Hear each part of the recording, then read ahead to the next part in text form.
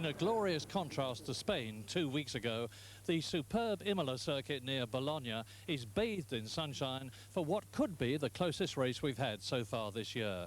Nigel Mansell is going for his 5th consecutive victory, but here McLaren have closed the gap. And with Imola being only a few miles away from the Ferrari factory, they'll be making a maximum effort to do well at home. And so will Benetton, especially with German wunderkind Michael Schumacher. Mansell, Patrese and Senna have all won here before. This could be the race where things really close up. The pollen count at Imola is enormous, and poor Nigel Mansell's closed up with hay fever. But it hasn't stopped him getting his 5th successive pole position with Imola's fastest lap ever. I used every single bit of track that was out there and more. And it was a very nice lap, very special lap. 10 tenths or 11 tenths, if you'd like to say, on some corners. Very happy because I didn't use the qualifying car, I used my race car. Frank Williams' superb Williams-Renaults have been the class of the field this year, but there's been no let-up since Spain 2 weeks ago in developing them. Riccardo Patrese had a terrible day on Friday, but Saturday was good, and he's up there again on the front row with Nigel. Ayrton Senna is a 3 times winner for McLaren-Honda, but his highest finish this year is 3rd. His team's narrowed the gap, but on practice form, they're still not there. And despite all Ferrari's hard work at nearby Maranello and their input from consultant Niki Lauda, it'll be a sensation if their fanatical followers can cheer a Ferrari win here. It won't be for lack of trying by the spectacular Jean Alesi, though. Jean's using a new transverse gearbox, and he gave it no mercy in practice. And Benetton's Michael Schumacher's been trying very hard, too hard sometimes, for his first race at Imola. He could win here, but to do so, he's got to beat the Williams and the McLarens. About the Williams, I don't want to talk too much because they are far away from us. Still, we are not able to catch them. I think our situation is to talk about McLaren and Ferrari. We are able to drive with them, and we are quite close together. And I think this is a big success for our team. Nobody was expecting us to drive against the McLaren, against the Ferrari, and I think we have done a good job last winter. So, after 4 races, Nigel Mansell leads the World Championship from his teammate Riccardo Patrese by 22 points. Michael Schumacher a superb 3rd, with the 2 McLaren drivers, Berger and Senna, 4th and 6th, sandwiching Jean Alesi's Ferrari. Once again, the 2 Williams head the grid, followed by 2 McLarens, 2 Benettons and 2 Ferraris. Perfect symmetry. The 2 footwork Mugans of Alboreto and Suzuki, 9th and 11th. And good news from the back of the grid. Johnny Herbert qualified last in the old Lotus, but races the new 107 after being 10th fastest this morning. All set for the 2nd start of the San Marino Grand Prix after the first was aborted when Karl Wendlinger stalled his march with a clutch problem. And that means the race will be over 60 laps, not 61. Watch for the lights, then less than 7 seconds between 4 and 7. Go! Mansell gets a bit of wheel spin. They've all got away well at the front. One of the Larouses is to the side. Mansell leads. Patrese is 2nd. Senna coming up alongside the Italian as they go round the Tamburello. And it's still Mansell leading. Patrese 2nd, Senna 3rd, Schumacher 4th, Berger 5th, Martin Brundle is in 6th position in the 2nd Benetton. Let's hope he gets further in Imola than he did in Spain, because he only lasted for about 3 laps there.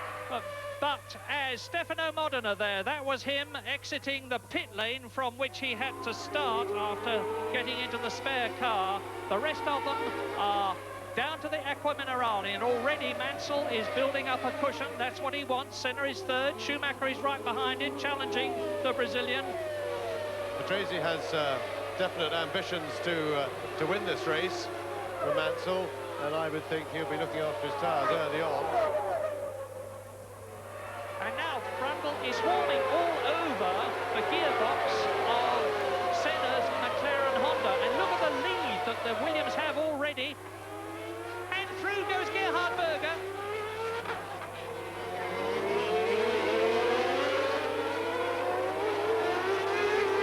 Yes, and a fine manoeuvre there by Gerhard Berger. That was really tremendous opportunism on the first lap there. And already the Williams is storming away.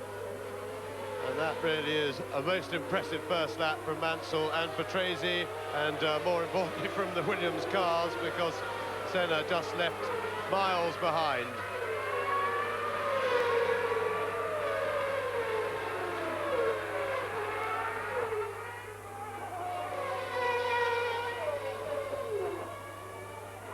Schumacher's looking to pass his teammate there, but not making it.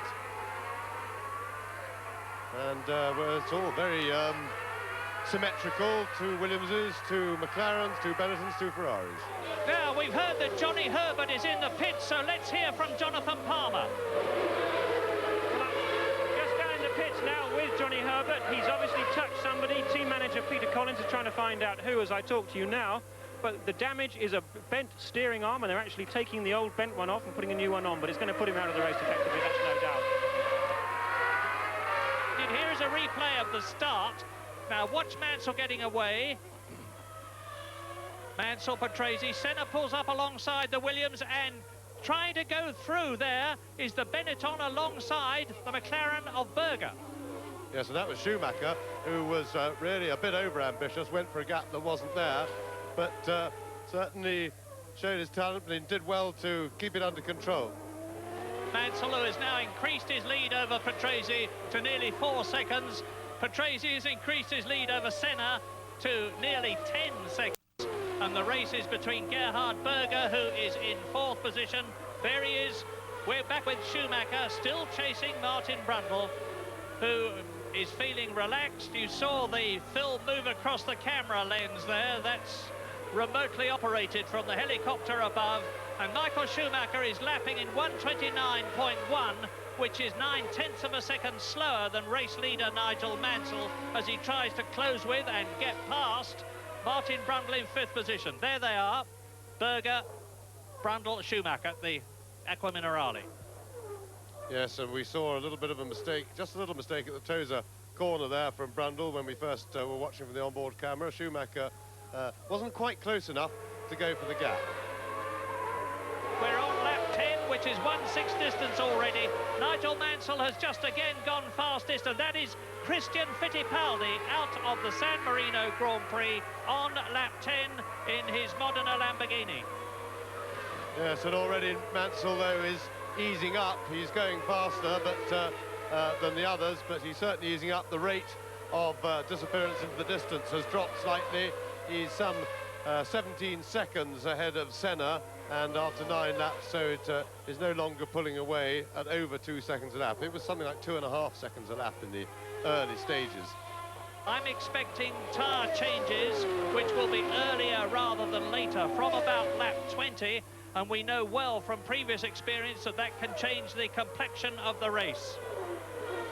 And that is Capelli, Ivan Capelli, out of the San Marino Grand Prix. Oh dear, now we can expect to see the Tifosi holding their heads in their hands. A Ferrari out. Now, does the problem that he had mean to say that a Lacey might have one? Well, the evidence would suggest, coming out of a gravel track, that he lost control of the car and went off the track, or something like that. You wouldn't choose to park in a gravel trap if it was mechanical, I wouldn't have thought. And Schumacher is having a look at Brundle, but still not quite close enough. And Brundle just protecting his rear, and Schumacher, no, that you won't do it like that. That's the way to get it coming together. So Brundle sticking to his line. And we've got news from Jonathan in the pit lane. Well, I'm afraid that retirement from Ivan Capelli has certainly not done anything to boost Ferrari's mood down here. They're all looking a bit disconsolate, but clearly vesting all their hopes now in a Lacey. But James, it might just be worth pointing out that, of course, those Benettons do seem to be particularly good under braking, and because of that economical V8 engine, they're probably carrying somewhat 30 litres less in fuel, which represents 20 kilograms in the early stages, and that's really going to count under braking. Lap 19, almost, we think, tyre stop time as you watch Martin Brundle and Michael Schumacher still chasing Gerhard Berger in 4th position and his teammate Ayrton Senna in 3rd place. And there you can see Riccardo Patrese. We're looking down on the Williams now, and he's out. And that is Schumacher. Schumacher has spun off. So already, suddenly, the race comes alive. Into the pits goes Riccardo Patrese. Schumacher has overdone things. I presume Martin Brundle was unaffected. I can't see any sign of the Englishman's car. Michael Schumacher, here's a replay. Now let's see what happens.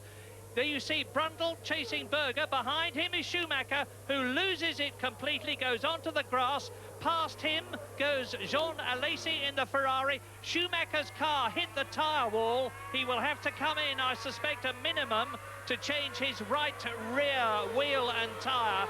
And now on lap 20, Nigel Mansell leads Patrese by 23 seconds. And here is Schumacher. We're with him now, coming into the pit lane.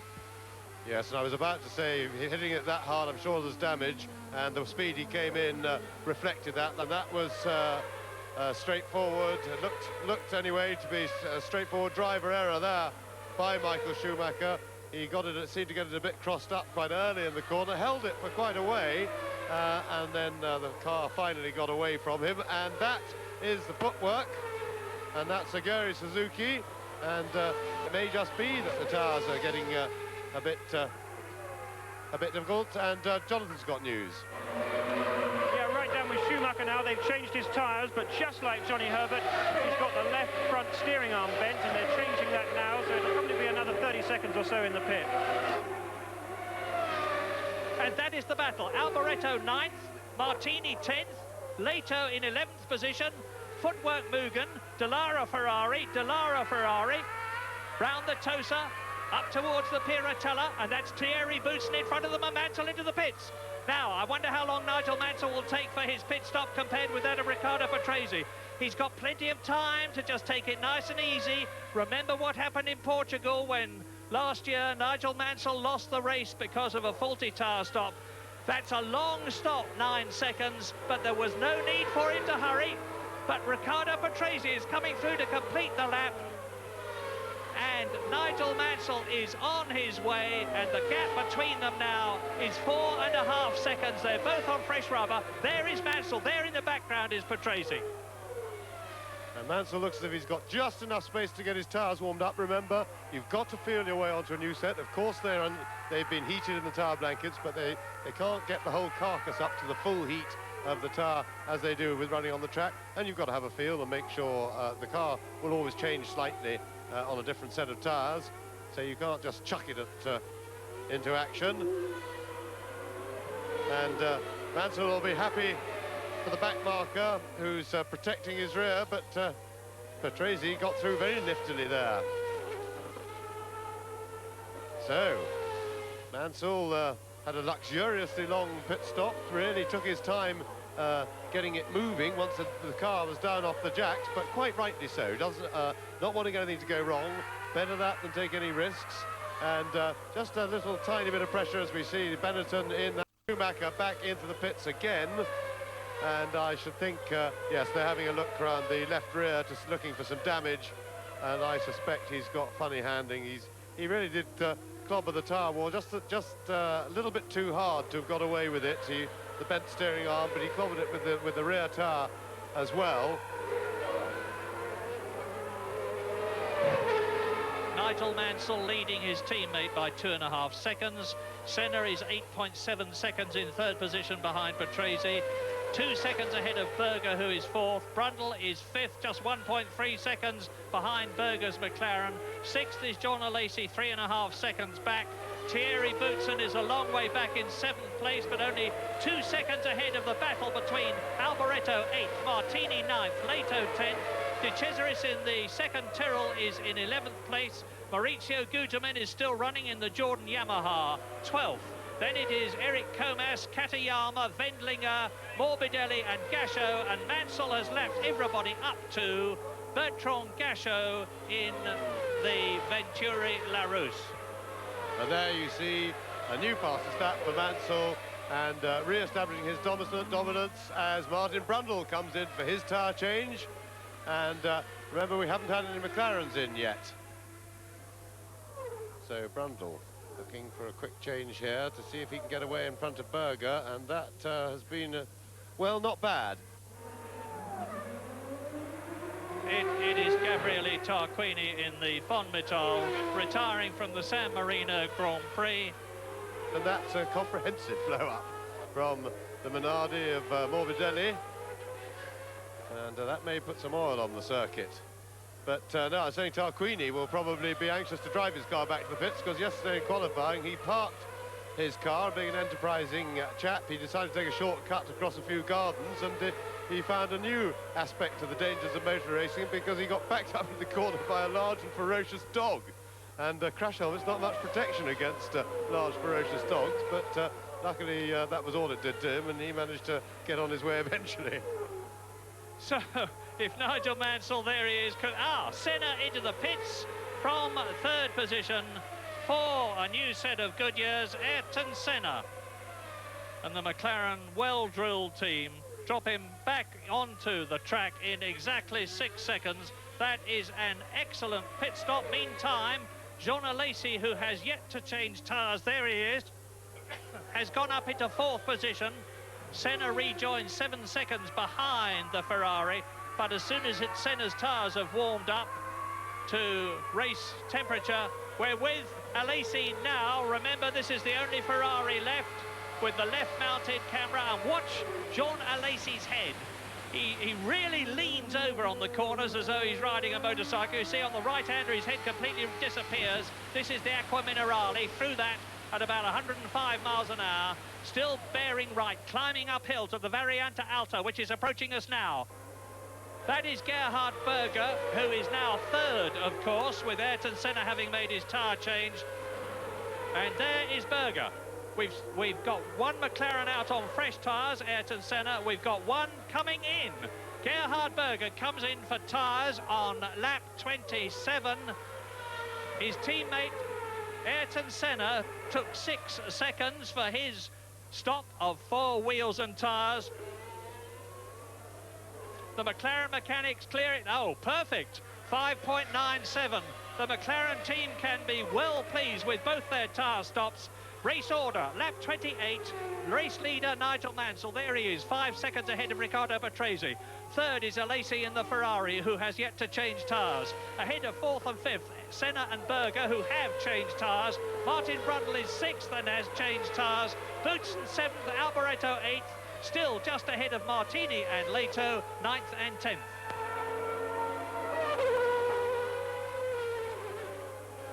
So there's Patrese, 12 seconds behind Mansell, and really any hopes that Riccardo Patrese had for winning this one must now rest on mechanical failure afflicting Mansell.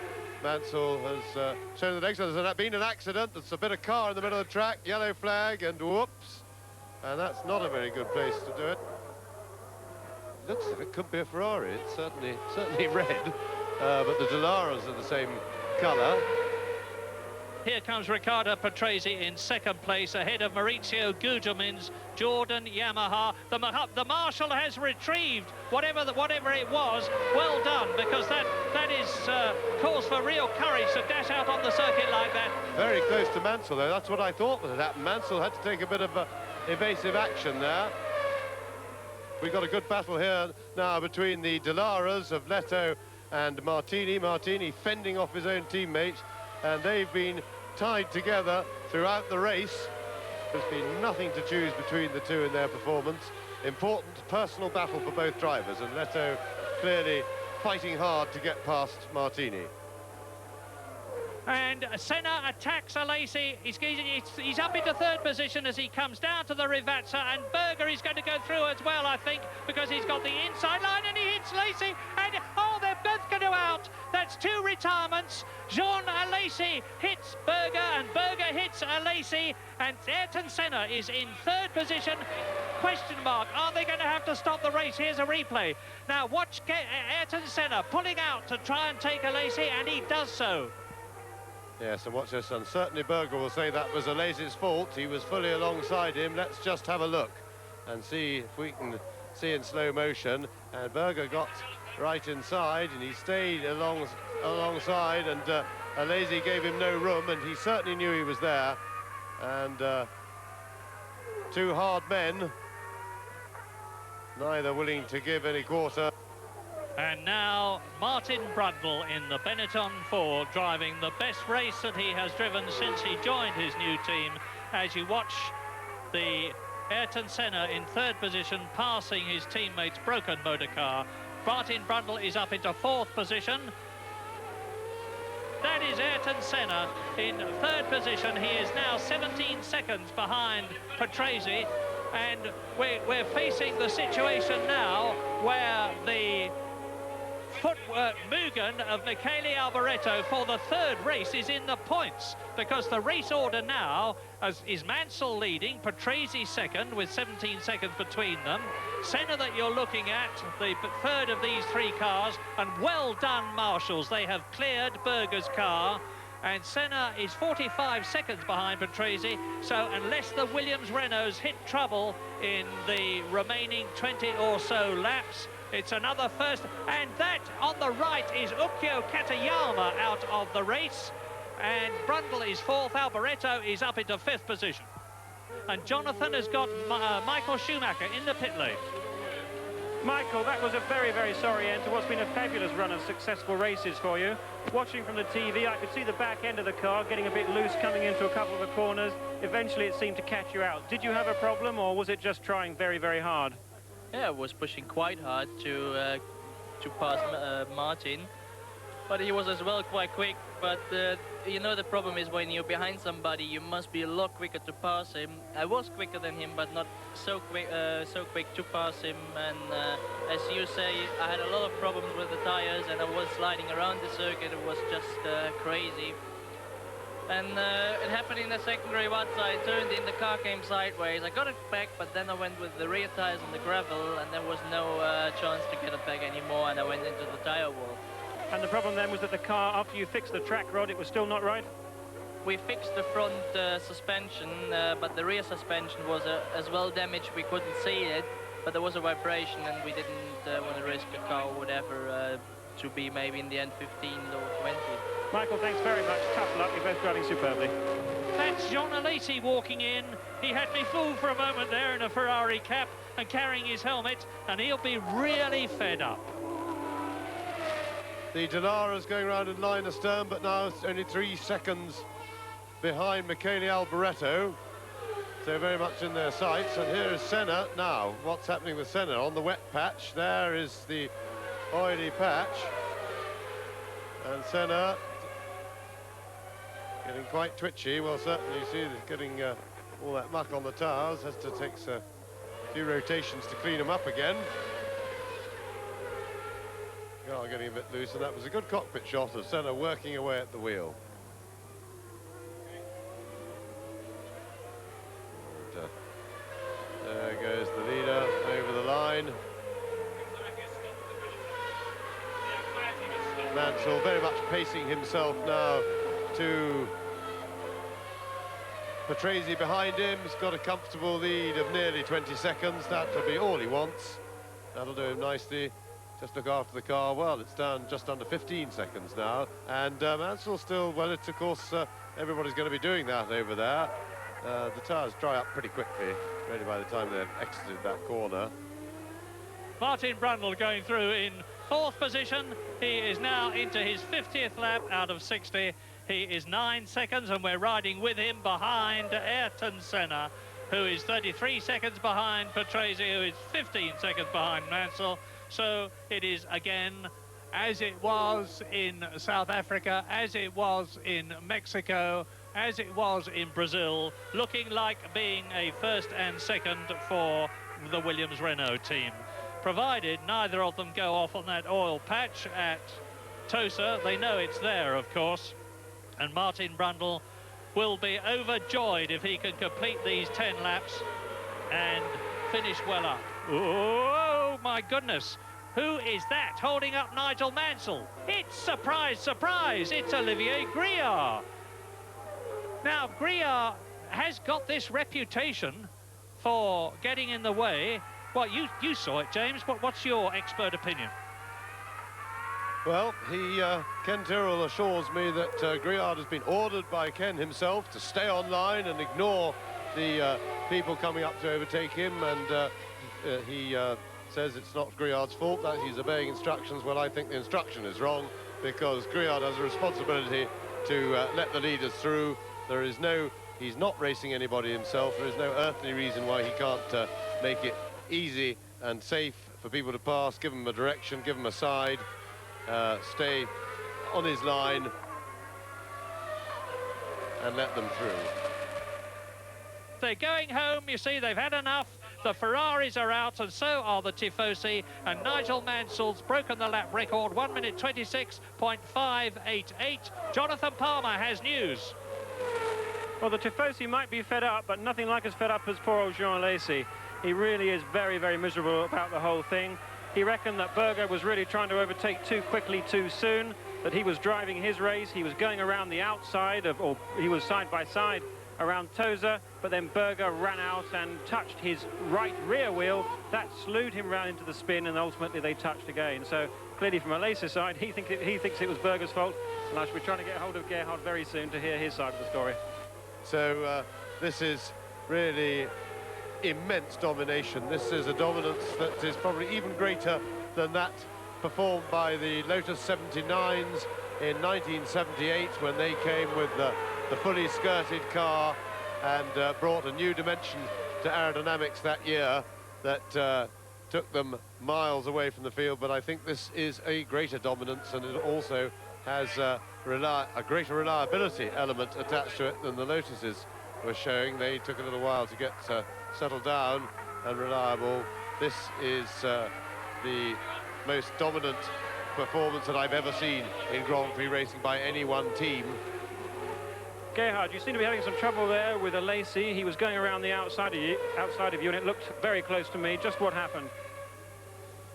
It was a race. I mean, there was a hole inside I had to go through, because I was fighting for the third position with Ayrton. He was quicker because I think he didn't change tires, he was sliding around.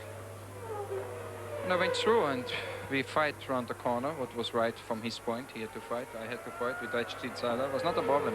But then going out of the corner, I passed him already. I saw him starting to sliding, the rear sliding away, and I know he doesn't have the car under control now anymore. It was just a question of luck to pass him of 2 centimeters or not, and he just catch my back wheel. Yeah, it looked very bad luck indeed for you both. What really shouldn't have ended up both spinning off. Hard luck indeed. This will be a big disappointment for Patrese, and Mansell has really been able to dominate this one as well. And this is his home race, and that will make, I would think, Patrese start to feel gloomy about his already distant hopes of taking Mansell on for the World Championship. Nigel Mansell coming through to start his 60th, and hopefully from his point of view, as Frank Williams anxiously watches the monitor, hopefully from Mansell's point of view, his victorious 60th and last lap. While he's entering it, a word of praise for Martin Brundle, who looks like finishing the highest point-scoring Grand Prix ever for him. I say highest point scoring because although he's going to equal the 4th place that he's had in the past, he actually finished 2nd in one Grand Prix, only to have his car with everybody else's in the team excluded for what were alleged to be rule infringements. But Mansell is on his last lap now. He's past the danger point. He is round Tosa. There is the Williams team waiting to greet him home for his 5th successive victory. Nobody has done that at the beginning of a season before. Jack Brabham did it in 1960 for Cooper. Jim Clark did it in 1965 for Lotus. Alberto Ascari has won 9 times, but nobody has won a 5 Grand Prix on the trot at the beginning of the season. Nobody, that is, except Nigel Mansell, who is within yards of doing that now. He hasn't put up the fastest lap of the race. His teammate Riccardo Patrese has a new lap record, but that will worry Nigel Mansell not at all, as the 10 points that he is about to score will further extend his World Championship lead and much more increase the likelihood of Nigel Mansell being the first British World Champion since James Hunt in 1976, And Mansell crosses the line for Williams-Renault to win the San Marino Grand Prix very convincingly indeed, having led from start to finish. Riccardo Patrese there finishes in second position, and there will now be a long gap before Ayrton Senna comes home third.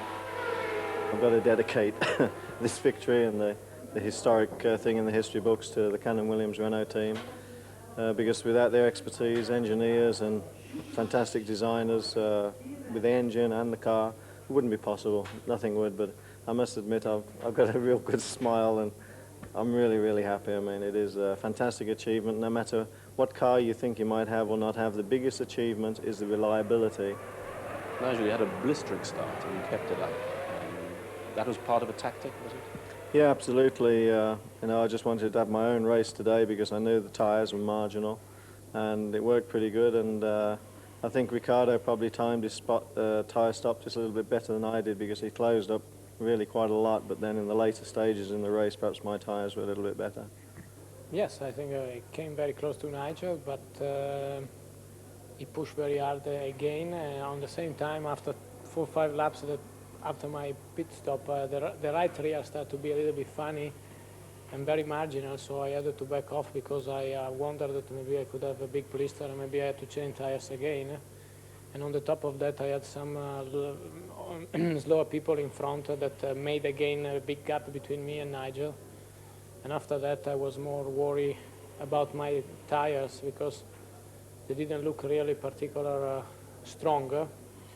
And because of that, at one stage, I just thought that the race was gone for Nigel, and I preferred to save my second place.